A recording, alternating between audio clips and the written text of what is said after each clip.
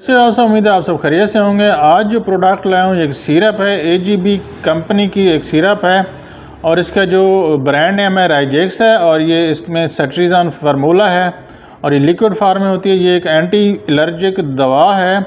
ये एलर्जी की मुख्तलिफ़ अलामात के इलाज के लिए इस्तेमाल होती है। मज़ीद इस्तेमाल की बात करें तो नाक बहना, छींकें आना, आँखों में पानी आना या ख़ारिश, जल्द पर ख़ारिश या दाने बने हों इस्तेमाल कर सकते हैं।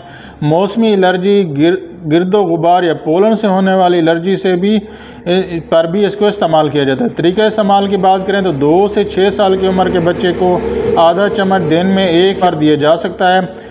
6 से 12 साल की उम्र के बच्चे को 1 चम्मच रोज़ाना दें। 12 से ज़ायद उम्र के लोगों को 2 चम्मच दें। एहतियाती तदबीर की बात करें तो अगर गुर्दे या जिगर की बीमारी है तो डॉक्टर से मशवरा करें। नींद आवर असर हो सकता है, गाड़ी या मशीनरी ना चलाएं।